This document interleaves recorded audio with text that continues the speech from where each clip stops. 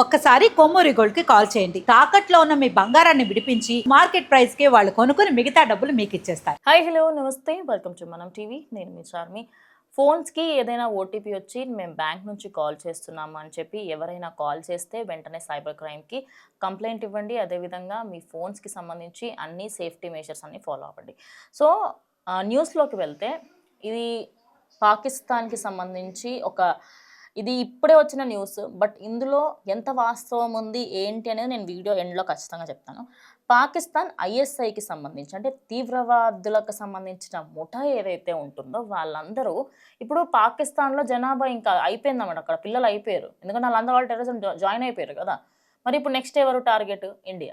ఇండియాలోని చాలామంది పిల్లలకి సంబంధించి దగ్గరికి వచ్చి మనకి ఇండియాలో ఇట్లా చేస్తారు తెలుసా అని వాళ్ళకి తప్పుడు కూతలు కూసి వాళ్ళని మభ్యపెట్టేసి చిన్న చిన్న పిల్లలు, నేను ఏజ్ డిస్క్లోజ్ చేస్తున్నాను ఖచ్చితంగా, 14, 15, 16 ఇయర్స్ ఉన్న పిల్లలకి ఆ ఏజ్లో వాళ్ళకి మెచ్యూరిటీ ఉండదు, ఏది నిజం ఏది అబద్ధం అని తెలియదు.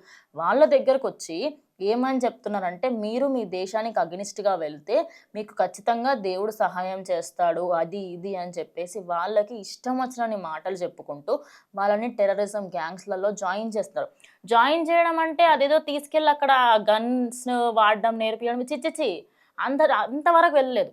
కానీ ఇక్కడ పోలీసులకి సంబంధించి మన ఏదైతే వ్యవస్థ ఉంటుందో వాటికి సంబంధించి మనం ఏమైనా కొత్త రూల్స్ తీసుకొచ్చినా, మనకు సంబంధించిన కొత్త వెపన్స్ వచ్చినా ఆ చిన్న చిన్న పిల్లలకి ఎలా తెలుస్తుంది అంటే, ఆ ఏరియాలో తెలిసినంత వరకు వాళ్ళ దగ్గర గన్స్ పెట్టడం కానీ, లేకపోతే వాళ్ళకి సంబంధించి వాళ్ళ దగ్గర నుంచి ఇన్ఫర్మేషన్ లాక్కోవడం కానీ, ఇవన్నీ పాకిస్తాన్ ఐఎస్ఐ టెర్రరిస్టులు చేస్తున్నారని చెప్పేసి అఫీషియల్గా నోటీస్ వచ్చింది తెలుసా.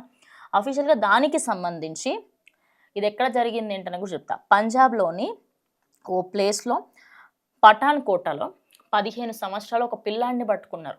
అసలు నువ్వు ఏం చేస్తున్నావు ఏంటి అని అడిగితే, నేను టెర్రరిజంకి సంబంధించిన వాడిని, నేను పాకిస్తాన్కి సపోర్ట్ చేస్తున్నానని చెప్పి పోలీసుల ముందు ఒప్పుకున్నాడు. ఇలాంటి ఘటనలు 1 కాదు 2 కాదు చాలానే జరిగాయి.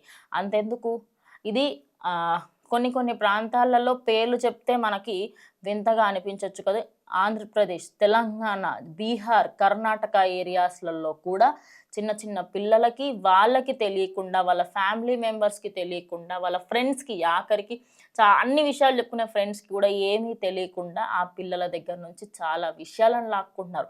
అందుకనే మన విషయాలకి సంబంధించి వాళ్ళకి ఇంటెలిజెన్స్ రిపోర్ట్ మాకు ముందే వచ్చింది, నెక్స్ట్ మా మీద దాడి జరగబోతుందని ఈ మధ్య కాలంలో ఏదైతే సోషల్ మీడియాలో పాకిస్తాన్కి సంబంధించిన వాళ్ళు మాట్లాడుతున్నారో ఇదంతా కూడా ఈ పిల్లలు చేసిన కార్యక్రమాలే.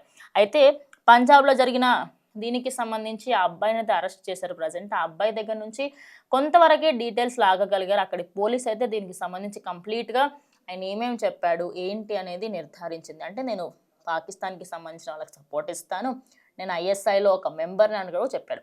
మరి ఇలాంటి ఘటన జరగకుండా ఉండాలంటే మీ పిల్లలు ఎక్కడికి వెళ్తున్నారు ఏంటి, మీ పిల్లలకు సంబంధించి మీరే భద్రత తీసుకోవాలి కదా.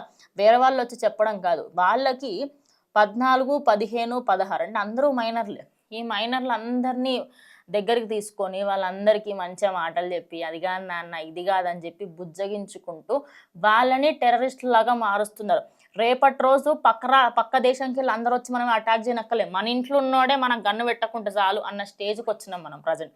సో మీ ఇంట్లో ఉన్న వాళ్ళకి సంబంధించి చిన్నపిల్లలనే కాదు, ఇంకోటి చాలామంది అనుకోవచ్చు చిన్నపిల్లల్ని మాత్రమే టార్గెట్ అని. నో, ముస్లిమ్స్ హిందూస్ అనే తేడా లేకుండా చాలామంది అనుకుంటారు టెర్రరిస్టులు అంటే ముస్లిమ్స్ దగ్గరికి వెళ్తారు. నో, ముస్లిమ్స్, హిందూస్, క్రిస్టియన్స్ ఎవరైనా సరే వాళ్ళందరికీ సంబంధించి డబ్బులు ఇస్తాము అని, లేదా ఏదో ఒక మీకు సహాయం చేస్తాము అని, మీకు బ్యాక్ సపోర్ట్గా మేముంటాము అన్న ధైర్యాలు ఇచ్చుకుంటా పెద్ద పెద్ద వాళ్ళని కూడా మభ్య పెడుతున్నారు. సో మీరు ఎట్లాంటి వాళ్ళతో సర్కిల్లో ఉన్నారు, మీరు ఎలాంటి పొజిషన్స్లలో ఉన్నారు, మీ చుట్టుప్రక్కల మీకు ఏమైనా తప్పుడుగా అనిపించినా, ఏదైనా మీకు కొంచెం డిఫరెంట్గా ఉండి లేదా తప్పు పని చేసినా తెలిస్తే వెంటనే పోలీసులకు కంప్లైంట్ చేయండి అని అక్కడి పంజాబ్ గవర్నమెంట్కి సంబంధించిన సిఐ అయితే మాట్లాడడం జరిగింది.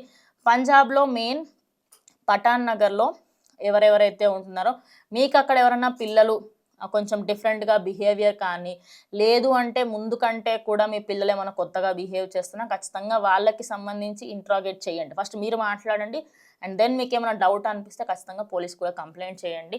అన్నీ జాగ్రత్తగా చూస్తుండడం మీ పరిసరాలని, రేపటి రోజు ఏమన్నా అయ్యే అవకాశం కూడా ఉంది అని చెప్పేసి అక్కడ పంజాబ్ గవర్నమెంట్ చెప్తుంది.